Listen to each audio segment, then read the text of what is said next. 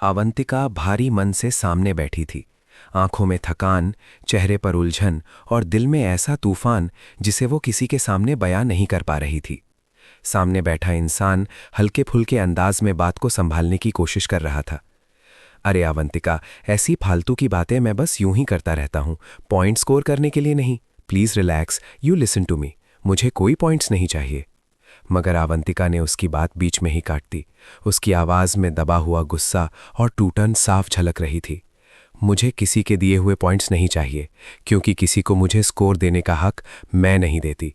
मैं कोई खेल नहीं हूं जिसे कोई नंबर दे और तय करे कि मैं सही हूं या गलत। उसके शब्दों में इतनी सच्चाई और दर्द था कि सामने वाला कुछ पल के लिए खामोश हो गया। अवंतिका ने गहरी सांस ली और आगे बोली, मुझसे नहीं होगी ये कुकिंग शुकिंग, ये घर घर खेलने वाला ड्रामा। हम फुल टाइम मेड रखेंगे, ओके? लेकिन उससे पहले जरा रुक जाओ, स्लो डाउन। पहले मुझे इस शादी से तो बाहर निकलने दो। बहुत कुछ सॉर्ट आउट करना है यार। तुम नहीं जानती, आरंभी विहान को हथियार की तरह यूज कर रही है मेरे अगेंस्ट। और तुम उसे जानती नहीं हो वो कितनी चालाक है, कितनी खामोशी से वार करती है। उसकी आंखों में डर और गुस्सा दोनों थे। वो लगातार बोलती जा रही थी, जैसे उसके अंदर बरसों से जमा हुआ दर्द आज रास्ता ढूंढ रहा हो। अचानक उसने सामने रखे कागजों की ओर देखा और कांपते हुए हाथों से उन्हें उठाया। बस, बात नहीं, साइन, डिवोर्स पेपर्स पर साइन कर दो। और फिर मैं यहां कभी नहीं आऊंगी। ये कहते हुए उसकी आवाज भर्रा गई, जैसे दिल का कोई टुकड़ा टूटकर नीचे गिर पड़ा हो। कमरे में सन्नाटा छा गया। तभी दरवाजा खुला और उसकी भाभी अंदर आई। चेहरे पर चिंता साफ थी। भाभी, बताओ ना क्या हुआ। एक तुम ही तो हो जो शायद समझ सकती हो कि मैं अगर ये कर रही हूं तो क्या मजबूरी रही होगी। सांस लेते रहने से कोई जिंदा नहीं रहता, सांस छोड़नी भी पड़ती है। पर अगर सब अंदर ही अंदर जब्त करना पड़े तो उससे भी दम घुट जाता है। अवंतिका की आंखों से आंसू बहने लगे, लेकिन उसकी आवाज में अब भी एक अजीब सी मजबूती थी, जैसे वो टूट कर भी खुद को संभाल रही हो। उसकी भाभी पास आकर बैठ गई, उसका हाथ थाम लिया, लेकिन वो कुछ कह पाती उससे पहले ही अवंतिका की मां की आवाज कमरे में गूंज उठी। अगर शादी दो लोगों के बीच होती है ना, तो उसे निभाने की जिम्मेदारी भी दोनों की होती है। और अगर बात डिवोर्स तक पहुंच जाए तो उसके लिए भी दोनों ही जिम्मेदार होते हैं। मां की बातों में अनुभव की गहराई थी, पर अवंतिका के जख्म इतने ताज़ा थे कि वो तर्क सुनने की हालत में नहीं थी। मां ने आगे कहा, तुम्हारे ससुराल वाले तुम्हें यहां आने नहीं दे रहे थे ना, तो क्या तुम डिवोर्स ले रही हो? बोलो, जवाब दो। अवंतिका खामोश रह गई। उसकी चुप्पी में हजारों सवाल और दर्द छिपा था। वो जानती थी कि सच बताना आसान नहीं, क्योंकि इस सच में सिर्फ उसका नहीं, कई और जिंदगियों का भी भविष्य जुड़ा था। कमरे की हवा भारी हो चुकी थी, हर सांस बोझ लग रही थी, और बाहर खड़ी दुनिया को अंदाजा भी नहीं था कि इस कमरे के अंदर एक रिश्ता आखिरी सांसें गिन रहा है। क्या अवंतिका सच में इस शादी से बाहर निकल पाएगी, या कोई ऐसा राज सामने आएगा जो सब कुछ बदल देगा? यही सवाल उसकी आंखों में तैर रहा था, और यहीं से उसकी जिंदगी की सबसे बड़ी जंग शुरू होने वाली थी। कमरे में छाई खामोशी अब और भारी हो चली थी। अवंतिका की मां की बातों के बाद ऐसा लग रहा था जैसे समय थम गया हो। कोई कुछ बोलने की हिम्मत नहीं जुटा पा रहा था। अवंतिका की आंखें झुकी हुई थीं, लेकिन उसके भीतर चल रही उथल-पुथल उसकी सांसों से साफ झलक रही थी। वो धीरे धीरे आगे बढ़ी, खिड़की के पास जाकर खड़ी हो गई। बाहर तेज हवा चल रही थी, पर उसके अंदर जो तूफान था वो किसी आंधी से कम नहीं था। उसने गहरी सांस ली और धीमी, कांपती हुई आवाज में बोली, मां, तुम कहती हो कि शादी दो लोगों की जिम्मेदारी होती है, लेकिन जब एक ही इंसान हर दिन समझौता करे, हर दिन खुद को तोड़े, तब वो जिम्मेदारी बोझ बन जाती है। मैं कब तक अकेले सब सहती रहूं? उसकी आंखों से आंसू बह निकले, लेकिन उसने उन्हें पूछते हुए खुद को संभालने की कोशिश की। भाभी चुपचाप उसे देख रही थीं। वो जानती थीं कि अवंतिका अंदर से कितनी टूटी हुई है, लेकिन अब तक वो सबको मजबूत दिखने की कोशिश करती रही थी। भाभी धीरे से बोली, अवंतिका, जो कुछ भी है खुलकर बता दे, शायद बात करने से दिल हल्का हो जाए। ये सुनते ही अवंतिका का दिल जैसे भर आया। उसने पलटकर सबकी तरफ देखा और कहा, तुम लोगों को क्या लगता है मैं ये फैसला शौक से कर रही हूँ? मुझे भी ये रिश्ता तोड़ना नहीं था। मुझे भी एक खुशहाल जिंदगी चाहिए थी। मुझे भी सपने देखने थे, लेकिन हर सपना टूटता चला गया। उसकी आवाज़ में इतनी बेबसी थी कि सुनने वालों का दिल कांप उठा। उसने आगे कहा, विहान कभी मेरा साथ नहीं दे पाया। जब भी मुझे उसकी ज़रूरत थी, वो या तो चुप रहा या हालात से भाग गया। और आरंभी, वो तो हर मौके पर मुझे नीचा दिखाने का कोई मौका नहीं छोड़ती। उसने मेरे खिलाफ ऐसी चालें चली कि मैं कुछ समझ ही नहीं पाई। मेरे अपने ही घर में मुझे पराया बना दिया गया। ये कहते हुए उसकी आंखों में गुस्सा चमक उठा। हर दिन मुझे एहसास दिलाया गया कि मैं इस घर के लायक नहीं हूँ, कि मैं कुछ भी ठीक से नहीं कर सकती। मेरी हर कोशिश को नाकाम साबित किया गया। क्या यही शादी है माँ? क्या इसी को रिश्ता कहते हैं? माँ कुछ पल चुप रहीं। वो जानती थीं कि बेटी सच कह रही है, लेकिन समाज और रिश्तों की जंजीरें उन्हें भी बांधे हुए थीं। उन्होंने धीरे से कहा, बेटा, जिंदगी में मुश्किलें आती हैं, लेकिन हर मुश्किल का हल डिवोर्स नहीं होता। ये सुनते ही अवंतिका का सब्र टूट गया। उसने तेज आवाज में कहा, हर जख्म का इलाज सहन करना नहीं होता माँ, कभी कभी खुद को बचाने के लिए दूर जाना पड़ता है। कमरे में फिर से सन्नाटा छा गया। तभी बाहर से किसी के कदमों की आहट सुनाई दी। दरवाजा खुला और विहान अंदर आया। उसके चेहरे पर घबराहट और बेचैनी साफ छलक रही थी। जैसे ही उसकी नजर अवंतिका पर पड़ी, वो एक पल के लिए ठिठक गया। कमरे का माहौल इतना भारी था कि उसे समझ नहीं आ रहा था कि कहाँ से बात शुरू करे। उसने धीरे से कहा, अवंतिका, मुझे तुमसे बात करनी है। अवंतिका ने उसकी तरफ देखा भी नहीं और रूखे स्वर में बोली, अब बात करने को क्या बचा है विहान, सब कुछ तो खत्म हो चुका है। विहान आगे बढ़ा। उसकी आंखों में पछतावा साफ दिख रहा था। नहीं, सब खत्म नहीं हुआ है। मैंने गलतियां की हैं, मैं मानता हूं, लेकिन मुझे एक मौका दो, मैं सब ठीक कर दूंगा। ये सुनकर अवंतिका हल्की सी हंसी, लेकिन उस हंसी में दर्द ही दर्द था। उसने कहा, मौके बहुत दिए विहान, हर बार सोचा कि शायद अब तुम बदल जाओगे, शायद अब तुम मेरा साथ दोगे, लेकिन हर बार मैं ही टूटती रही। भाभी ने बीच में पड़ते हुए कहा, विहान, अगर तुम्हें सच में पछतावा है तो आज सच सच बता दो कि आरंभी की बातों में तुम क्यों फंसते रहे? तुमने कभी अवंतिका पर भरोसा क्यों नहीं किया? ये सवाल सुनकर विहान की नजरें झुक गईं। कुछ पल की खामोशी के बाद उसने धीमी आवाज में कहा, क्योंकि मैं कमजोर था, मैं सही और गलत में फर्क नहीं कर पाया, आरंभी की चालों को समझ नहीं सका और हर बार अवंतिका पर शक करता रहा। ये सुनते ही अवंतिका का दिल फिर से भर आया। उसने कांपती आवाज में कहा, बस यही तो सबसे बड़ा गुनाह था तुम्हारा विहान, तुमने मुझे कभी समझने की कोशिश ही नहीं की।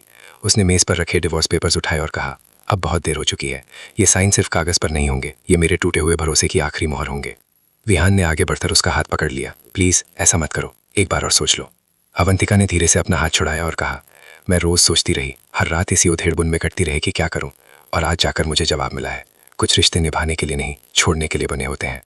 कमरे में मौजूद हर शख्स की आंखें नम हो गईं, लेकिन असली तूफान अभी बाकी था, क्योंकि इसी पल बाहर खड़ी आरंभी ये सब सुन रही थी। उसके होठों पर एक रहस्यमयी मुस्कान थी, जैसे उसकी चालें कामयाब हो रही हों, लेकिन उसे नहीं पता था कि उसकी ये जीत बहुत जल्द उसकी सबसे बड़ी हार में बदलने वाली है, क्योंकि सच अब ज्यादा देर तक छिपा नहीं रह सकता था। अगले ही पल एक ऐसा खुलासा होने वाला था जो सबकी सोच को हिलाकर रख देगा। कमरे के बाहर खड़ी आरंभी की आंखों में चालाकी और जीत की चमक साफ दिखाई दे रही थी। उसे लग रहा था कि उसका खेल अब अपने अंजाम तक पहुंच चुका है। अवंतिका और विहान का रिश्ता टूटने की कगार पर था, और यही तो वो चाहती थी। लेकिन उसे ये अंदाजा नहीं था कि कुछ ही पलों में उसकी पूरी दुनिया उलट-पुलट होने वाली है। तभी सीढ़ियों से किसी के तेज कदमों की आवाज आई। सबकी निगाहें उस दिशा में घूम गईं। अगले ही पल घर के बड़े भाई साहब समर हाफते हुए अंदर दाखिल हुए। उनके चेहरे पर घबराहट और गुस्सा दोनों साफ झलक रहे थे। उनके हाथ में एक फाइल थी जिसे वो कसकर पकड़े हुए थे। समर ने बिना किसी भूमिका के सीधे कहा, बस बहुत हो गया, अब ये ड्रामा यहीं खत्म होगा। उनकी आवाज में ऐसा भारीपन था कि पूरा कमरा सन्न रह गया। अवंतिका, विहान, माँ और भाभी सब चौंककर उनकी तरफ देखने लगे। आरंभी भी चुपचाप दरवाजे के पास खड़ी सब कुछ देख रही थी। समर ने फाइल मेज पर पटकी और कहा, इस फाइल में वो सारे सबूत हैं जो ये साबित करते हैं कि इस घर में जो कुछ भी गलत हुआ उसके पीछे किसका हाथ है। ये सुनते ही आरंभी का चेहरा सफेद पड़ गया। विहान ने कांपती आवाज में पूछा, भैया आप क्या कहना चाहते हो? समर ने उसकी तरफ देखा और फिर अवंतिका की ओर मुड़ते हुए कहा, मैं कहना ये चाहता हूं कि अवंतिका को इस घर में जितना भी अपमान और दर्द झेलना पड़ा उसके पीछे आरंभी की साजिशें थी। ये सुनते ही कमरे में जैसे बिजली गिर पड़ी। माँ और भाभी दोनों के मुंह से एक साथ निकला, क्या? आरंभी ने तुरंत खुद को संभालते हुए कहा, भैया ये आप क्या कह रहे हो? आप मुझ पर इल्जाम लगा रहे हो? उसकी आवाज में बनावटी मासूमियत थी, लेकिन उसकी आंखों में डर साफ छलक रहा था। समर ने फाइल खोलते हुए कहा, इल्जाम नहीं, सच्चाई। ये देखो, कॉल रिकॉर्ड्स, मैसेजेस और सीसीटीवी फुटेज। हर वो पल कैद है जब तुमने जानबूझकर हालात को बिगाड़ा, विहान को भड़काया और अवंतिका के खिलाफ जहर भरा। उन्होंने एक एक करके सबूत सामने रख दिए। विहान के हाथ कांपने लगे। जैसे जैसे वो सब पढ़ता और देखता गया, उसका चेहरा शर्म से झुकता चला गया। अवंतिका की आंखों में आंसू भर आए, लेकिन इस बार वो आंसू दर्द के नहीं बल्कि सुकून और राहत के थे। समर ने आगे कहा, तुमने विहान को ये यकीन दिलाया कि अवंतिका उसे धोखा दे रही है, कि वो इस घर को तोड़ना चाहती है, जबकि सच ये था कि तुम ही इस घर को तोड़ने की कोशिश कर रही थी। आरंभी ने गुस्से से चिल्लाते हुए कहा, ये सब झूठ है, ये सब मुझे फंसाने की साजिश है। लेकिन उसकी आवाज में अब वो दम नहीं था। भाभी ने कांपती आवाज में कहा, आरंभी, अगर ये सब सच है तो तुमने ऐसा क्यों किया? ये सवाल सुनते ही आरंभी की आंखों में नफरत की चिंगारी भड़क उठी। उसने चीखते हुए कहा, क्योंकि मुझे ये सब बर्दाश्त नहीं था। मुझे ये मंजूर नहीं था कि इस घर में कोई और खुश रहे। मैं चाहती थी कि सब कुछ मेरे हिसाब से चले। उसकी असलियत अब सबके सामने आ चुकी थी। विहान का सिर शर्म से झुक गया। उसने कांपती आवाज में कहा, अवंतिका, मुझसे बहुत बड़ी गलती हो गई। मैंने तुम पर भरोसा नहीं किया। वो उसके सामने घुटनों के बल बैठ गया। मुझे माफ कर दो। ये दृश्य देखकर माँ और भाभी दोनों की आंखें भर आईं। अवंतिका कुछ पल खामोश रही। उसके अंदर सालों का दर्द, अपमान और टूटन उमड़ रही थी। उसने गहरी सांस ली और कहा, माफ़ी मांगना आसान होता है विहान, लेकिन भरोसा तोड़ना बहुत बड़ा गुनाह है। उसने डिवोर्स पेपर्स की तरफ देखा, फिर विहान की आंखों में झांकते हुए कहा, आज अगर ये सच सामने नहीं आता तो शायद मैं हमेशा खुद को ही दोष देती रहती। माँ आगे बढ़ी और अवंतिका का हाथ पकड़कर बोली, बेटा, अब जब सच सामने आ गया है तो एक मौका और दे दो। कमरे में मौजूद हर शख्स की निगाहें अवंतिका पर टिक गईं। क्या वो अपने टूटे हुए दिल को फिर से जोड़ पाएगी? क्या वो इस रिश्ते को एक आखिरी मौका देगी, या फिर जो जख्म लग चुके हैं वो कभी नहीं भर पाएंगे? तभी आरंभी ने जोर से कहा, चाहे तुम लोग कुछ भी कर लो, अब बहुत देर हो चुकी है। उसकी ये बात एक नए तूफान का इशारा थी। उसके चेहरे पर एक अजीब सी मुस्कान थी, मानो उसके पास अब भी कोई बड़ा दाव बाकी हो। आखिर आरंभी का आखिरी पत्ता क्या था, और क्या वो फिर से सब कुछ उलट सकती थी? इस सवाल के साथ कहानी एक और खतरनाक मोड़ लेने वाली थी। आरंभी की रहस्यमयी मुस्कान ने पूरे कमरे के माहौल को और ज्यादा डरावना बना दिया था। ऐसा लग रहा था जैसे वो अब भी कोई बहुत बड़ा राज छिपाए बैठी है। सबकी निगाहें उसी पर टिकी थीं। समर ने सख्त लहजे में पूछा, अब क्या नया खेल बाकी है आरंभी? जो सच सामने आना था वो आ चुका है। लेकिन आरंभी ने ठंडी हंसी हंसते हुए कहा, तुम लोग जो समझ रहे हो वो अधूरा सच है। असली सच तो अभी बाकी है। ये सुनते ही विहान का दिल जोर जोर से धड़कने लगा। उसने घबराकर पूछा, तुम कहना क्या चाहती हो? आरंभी धीरे धीरे कमरे के बीचों बीच आकर खड़ी हो गई। उसकी आंखों में अब डर नहीं, बल्कि अजीब सा जुनून था। उसने कहा, अगर मैंने ये सब किया है तो इसके पीछे भी एक वजह है, और वो वजह है ये बच्चा। ये कहते हुए उसने अपने पेट की ओर इशारा किया। कमरे में जैसे बिजली सी दौड़ गई। माँ के मुंह से निकला, ये क्या कह रही हो? भाभी स्तब्ध रह गईं और विहान की आंखें फटी की फटी रह गईं। आवंतिका का दिल जोर से धड़क उठा। उसे यकीन नहीं हो रहा था कि आरंभी ऐसा दावा कर सकती है। आरंभी ने आगे कहा, हाँ, मैं प्रेग्नेंट हूं और ये बच्चा विहान का है। ये सुनते ही पूरे कमरे में कोहराम मच गया। विहान झटके से पीछे हट गया। ये झूठ है, तुम कैसी घटिया बातें कर रही हो? लेकिन आरंभी ने तुरंत अपने बैग से कुछ रिपोर्ट्स निकालकर टेबल पर रख दी। ये लो, मेडिकल रिपोर्ट्स, सबूत चाहिए था ना? माँ और भाभी ने कांपते हाथों से रिपोर्ट्स उठाईं। हर लाइन पढ़ते ही उनके चेहरे का रंग उड़ता जा रहा था। आवंतिका की आंखों के सामने जैसे अंधेरा छा गया।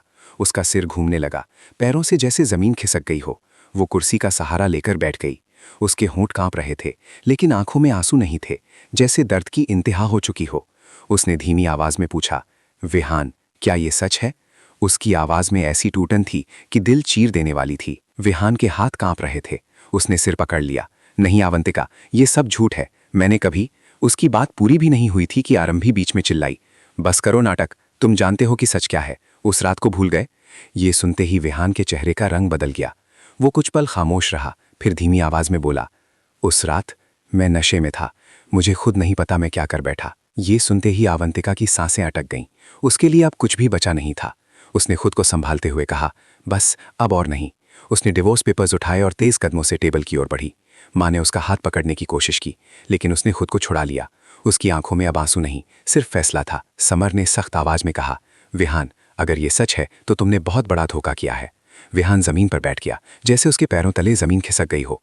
भाभी रोते हुए बोली, हे भगवान, ये सब क्या हो रहा है इस घर में? लेकिन तभी समर ने गौर से मेडिकल रिपोर्ट्स को देखा और अचानक चौंक गया। उसने रिपोर्ट्स को पलट पलट कर देखा, फिर आरंभी की ओर तीखी नजरों से देखते हुए कहा, ये रिपोर्ट्स नकली हैं। ये सुनते ही सब चौंक गए। आरंभी के चेहरे पर घबराहट की एक हल्की सी लकीर उभरी, लेकिन उसने खुद को संभालते हुए कहा, यह झूठ है। समर ने मोबाइल निकालते हुए कहा, मैंने अभी अभी उस लैब में कॉल किया जहां की ये रिपोर्ट्स बताई जा रही हैं। वहां से साफ कहा गया है कि इस नाम की कोई रिपोर्ट ही जारी नहीं हुई। कमरे में फिर से सन्नाटा छा गया। आरंभी के चेहरे का रंग उड़ चुका था। उसके होंठ कांप रहे थे, लेकिन वो अब भी हार मानने को तैयार नहीं थी। तभी भाभी ने धीमी लेकिन सख्त आवाज में कहा, तो मतलब तुमने ये सब सिर्फ इसलिए किया ताकि आवंतिका और विहान का रिश्ता टूट जाए? आरंभी कुछ पल चुप रही, फिर जोर से हंसने लगी। हाँ, क्योंकि मैं चाहती थी कि ये शादी टूटे, और मैंने तोड़ दी। उसकी ये कबूलियत सबके दिलों पर हथौड़े की तरह गिरी। आवंतिका धीरे धीरे खड़ी हुई। उसकी आंखों में अब दर्द नहीं, बल्कि एक अजीब सी शांति थी। उसने कहा, शायद आज मुझे मेरे हर सवाल का जवाब मिल गया है। उसने डिवोर्स पेपर्स को मेज पर रख दिया, लेकिन इस बार उसका इरादा बदल चुका था। अब सवाल ये था कि क्या इस खुलासे के बाद अवंतिका विहान को माफ कर पाएगी? क्या आरंभी को उसके किए की सजा मिलेगी, या फिर ये परिवार हमेशा के लिए टूट जाएगा? कहानी अब अपने सबसे नाजुक मोड़ पर पहुंच चुकी थी। कमरे में फैली खामोशी अब किसी तूफान से कम नहीं थी। हर किसी की सांसें थमी हुई थीं। आरंभी की सच्चाई सामने आने के बाद घर की दीवारें भी जैसे शर्म से झुक गई थीं। अवंतिका शांत खड़ी थी, लेकिन उसके भीतर जज्बातों का सैलाब उमड़ रहा था। वो धीरे धीरे आगे बढ़ी और आरंभी के सामने आकर खड़ी हो गई। उसकी आंखों में अब न आंसू थे न गुस्सा, बस एक ठहराव था जो किसी बड़े फैसले की निशानी होता है। उसने बेहद शांत आवाज में कहा, आरंभी, तुम जीत गई थी। अगर आज सच सामने नहीं आता तो मैं खुद को ही दोष देती रहती और ये घर छोड़कर चली जाती, लेकिन अब तुम्हारी चालें खत्म हो चुकी हैं। आरंभी ने तिरछी मुस्कान के साथ कहा, तो क्या कर लोगी? मुझे घर से निकाल दोगी या पुलिस बुलाओगी? उसकी आवाज़ में अब भी घमंड था। तभी माँ आगे बढ़ी और पहली बार इतने सख्त लहजे में बोली, तुमने इस घर की इज्जत और रिश्तों से खेला है आरंभी, तुम्हें इसका जवाब देना ही होगा। समर ने भी कहा, हम तुम्हारे खिलाफ शिकायत दर्ज करवाएंगे, ये सबूत काफ़ी है। ये सुनते ही आरंभी के चेहरे का रंग उड़ गया। अब उसकी आंखों में सच का डर दिखाई देने लगा। विहान धीरे धीरे अवंतिका के पास आया। उसकी आंखें नम थीं, आवाज़ कांप रही थी। अवंतिका, मुझे पता है कि मैंने बहुत बड़ी गलती की है। मैंने तुम्हारा भरोसा तोड़ा, तुम्हें अकेला छोड़ दिया, लेकिन आज मैं तुमसे वादा करता हूँ, अगर तुम मुझे एक आखिरी मौका दोगी तो मैं अपनी पूरी जिंदगी तुम्हें साबित करने में लगा दूंगा। उसने हाथ जोड़ लिए। पूरे कमरे में सन्नाटा था। सबकी निगाहें अब सिर्फ अवंतिका पर टिकी थीं। अवंतिका ने गहरी सांस ली। उसके सामने उसकी पूरी जिंदगी घूम गई। वो दर्द, वो अपमान, वो अकेलापन और साथ ही वो प्यार जो कभी इस रिश्ते की नींव था। उसने धीमे लेकिन मजबूत स्वर में कहा, विहान, माफ़ी मांगने से रिश्ते नहीं बचते। रिश्ते बचते हैं जिम्मेदारी से, भरोसे से और साथ निभाने से। मैं तुम्हें माफ़ कर सकती हूँ, लेकिन भूल नहीं सकती। विहान की आंखों से आंसू बहने लगे। अवंतिका ने डिवोर्स पेपर्स उठाए। सबको लगा कि अब वो आखिरी फैसला करने वाली है, लेकिन अगले ही पल उसने उन कागज़ों को फाड़ दिया। पूरे कमरे में सन्नाटा छा गया। माँ और भाभी की आंखों में उम्मीद की चमक लौट आई। अवंतिका ने कहा, यह फैसला मैंने तुम्हारे लिए नहीं, अपने लिए लिया है। मैं इस रिश्ते को एक आखिरी मौका दे रही हूँ, लेकिन शर्त यह है कि अगर दोबारा मेरे आत्मसम्मान को ठेस पहुंची तो मैं बिना पीछे देखे चली जाऊंगी। विहान ने उसका हाथ थामते हुए कहा, मैं वादा करता हूँ, अब तुम्हारी आंखों में कभी आंसू नहीं आने दूंगा।